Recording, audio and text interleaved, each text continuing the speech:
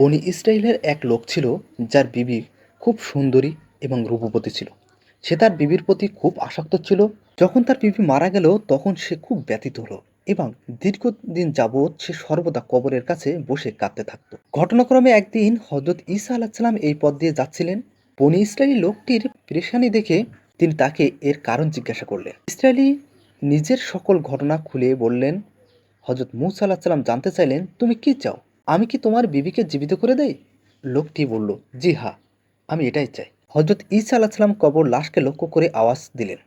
সাথে সাথে একজন হাবশী কৃষ্ণাঙ্গ গোলাম উঠে আসলো, যার নাক, চোখ, মুখসহ শরীরের অন্যান্য ছিদ্র দিয়ে আগুনের শিখা বের হচ্ছিল। হজরত ঈসা আলাহিসাল্লামকে দেখেই গোলামটি কালিমা পড়ল, লা ইলাহা ইল্লাল্লাহ ঈসা রাহুলুল্লাহ। বনি ইসরায়েলি এই অবস্থা দেখে বলল, হুজুর, আমার ভুল হয়ে গেছে, আমার বিবি কবর অন্যটা। এটা শুনে হজরত ঈসা আলাহিসাল্লাম গোলামকে হুকুম দিলেন, তুমি তোমার কবরে চলে যাও।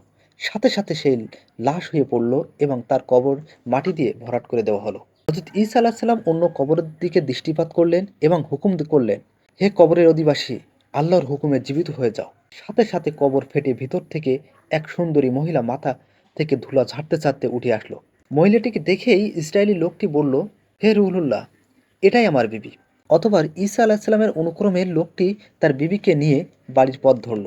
কিন্তু দীর্ঘদিন নির্ঘুম কাটানোর কারণে তার প্রচণ্ড ঘুম পেল। লোকটি তার বিবিকে বলল, তোমার কবরে কান্নাকাটি ও নির্ঘুম সময় কাটাতে কাটাতে আমি শেষ হয়ে গেছি, তাই আমি কিছু সময় আরাম করে নিতে চাচ্ছি। বিবি তার সাথে সম্মতি দিয়ে লোকটি রাস্তার পাশে তার বিবির উরুতে মাথা দিয়ে ঘুমিয়ে পড়ল। গভীর ঘুমে সে আচ্ছন্ন হয়ে পড়ল। এমন সময় এক রাজকুমার ঘোড়া চড়ে এই পথ দিয়ে যাচ্ছিল। রাজকুমারটি খুব সুদর্শন ও সুঠাম দেহের অধিকারী।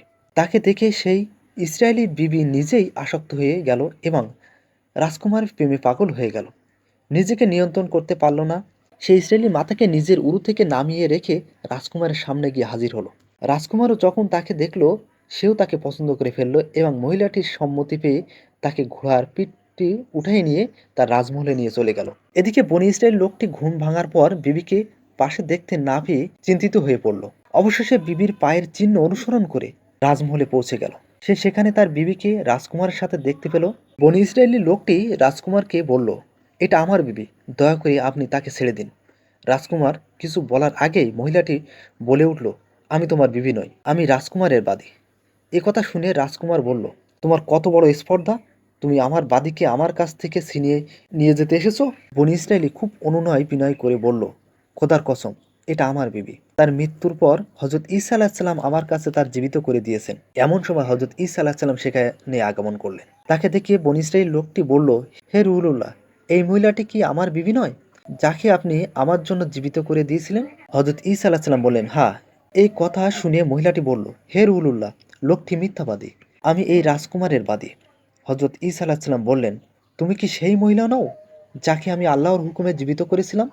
মহিলাটি বলল, হে রুহুল্লাহ, খোদার কসম, আমি সেই মহিলা নই।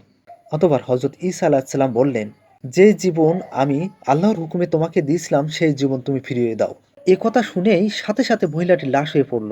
হজরত ঈসা আলাহিসাল্লাম বললেন, যদি কেউ এমন ব্যক্তিকে দেখতে চাও যে কিনা কাফের অবস্থায় মৃত্যুবরণ করে কিন্তু জীবিত হয়ে ঈমান গ্রহণ করলো, তাহলে সেই হাবশী গোলামকে দেখো।